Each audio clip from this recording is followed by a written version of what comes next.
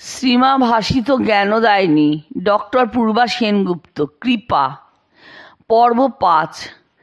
কলকাতায় জনৈক শিষ্য একদিন হাঁটু গেড়ে বসে করজোড়ে সংসারাতীত আনন্দের জন্য প্রার্থনা করলে মা বলেন, বাবা সব হবে, সব পাবে, ব্যস্ত হয়েও না। দেখনি শোল মাছের ছানা হলে যদি কেউ ওই শোলটিকে নিয়ে যায়, ছানাগুলিকে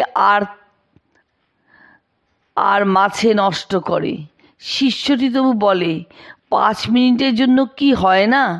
মা তার মাথায় করজপ করে দিলে সে আবেশের ঘোরে চারিদিকে কেবল মাকেই দেখতে লাগলো। মায়ের শারীরিক অসুস্থতার কারণে সাধু ছেলেরা মায়ের দীক্ষাদান বন্ধ করতে চাওয়ায় মা মৃদু হেসে বললেন, কেন গো, ঠাকুর কি এবার খালি রসগোল্লা খেতেই এসেছেন? এক দুর্গা পুজোর কথা। ওই দিন সন্ধি পুজোর সময় শ্রীশ্রীমা তক্তা বসে পা ঝুলিয়ে বসলে ভক্তেরা একে একে তার পায়ে পুষ্পাঞ্জলি দিতে লাগলেন। পরে মা আমাদের বললেন, আরও ফুল আনো। রাখাল, তারক, শরৎ, খোকা, যোগেন, গোলাপ, এদের সব নাম করে ফুল দাও। আমার জানা অজানা সকল ছেলেরা যে যেখানে আছে সকলের হয়ে ফুল দাও। স্বামী ঈশানন্দ ফুল তুলে ওইরূপ অঞ্জলি দিতে থাকলে শ্রীশ্রীমা জোড়হাতে ঠাকুরের দিকে চেয়ে কিছুক্ষণ স্থিরভাবে বসে বলছেন, সকলের ইহকাল ও পরকালের মঙ্গল হোক। ঠাকুর, তুমি সকলকে দেখো।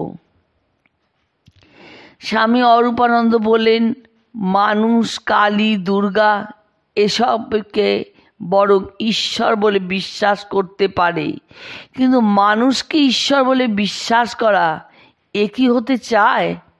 মা উত্তর দেন, এইটি তার কৃপা। জনৈক ভক্তকে মা অভয় দিচ্ছেন, তোমাদের কি ভয়? যারা ঠাকুরের কৃপা পেয়েছে কিংবা তার কোনো সংস্রবে এসেছে, তাদের জন্য ঠাকুরই সব করবেন। উদ্বোধনে থাকলে মা নিত্য গঙ্গা স্নান করতেন। একদিন স্নান করে ঘাটের পাণ্ডা ব্রাহ্মণকে একটি কলা, একটি আম ও একটি পয়সা দিয়ে মা বললেন, ফল আমি দিলুম বটে, কিন্তু দানের ফল তোমার। যুবক ভক্ত সুরেশ ঘোষ ছাত্রাবস্থায় অপ্রত্যাশিতভাবে মায়ের অহেতুকী কৃপা লাভ করেন। তখন তার পাঠ্য অবস্থা, মেসে থাকেন, ধ্যান জপ করার নানা প্রতিবন্ধকতা আছে। সুতরাং সময় মতো জপ ধ্যান না করতে পারলে কোনো পাপ হবে কিনা জিজ্ঞাসা করায় মা বলেন, না, পাপ আবার কিসের?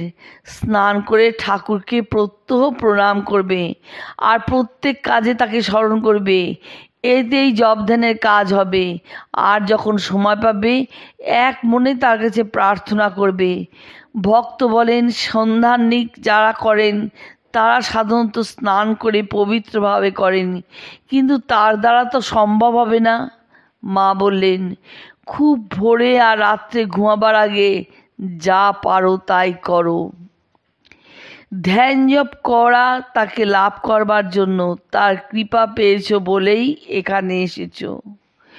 জনৈক প্রৌঢ় ভদ্রলোক তার সদ্য সন্তান শোক পাওয়া মেয়েকে সান্ত্বনা পাওয়ার জন্য মায়ের কাছে নিয়ে এলে মেয়েটি মায়ের পাদস্পর্শ করতে গেলে মা প্রথমে অসহজ বলে তাকে পাদস্পর্শ করতে দিতে কুণ্ঠিত হওয়ায় মেয়েটি দুঃখ পায়। পরক্ষণেই মা তা বুঝতে পেরে সব সংস্কারে ঊর্ধ্বে গিয়ে তাকে পাদস্পর্শের অনুমতি দেন। আহা, বাছা বড় ব্যথা পেয়ে আমার কাছে এসেছে সান্ত্বনা পাবে বলে, আমি তোমার মনে কি কষ্ট দিলুম? তা হোক অসহজ। এসো মা, আমার পায়ে হাত দিয়ে প্রণাম করো। জনৈক অল্পবয়স্কা স্ত্রী ভক্ত মাকে চিঠিতে জানিয়েছেন তার মার দর্শন ও কৃপা লাভের বাসনা, কিন্তু শ্বশুর শাশুড়ি তাকে আসতে দিচ্ছে না। শুনে মা তাকে লিখতে বললেন, মা, তোমার এখানে আসিবার আবশ্যকতা নাই। যে ভগবান বিশ্ব ব্রহ্মাণ্ড জুড়িয়া রইয়াছেন, তুমি তাহাকেই ডাকো, তিনিই তোমাকে কৃপা করিবেন।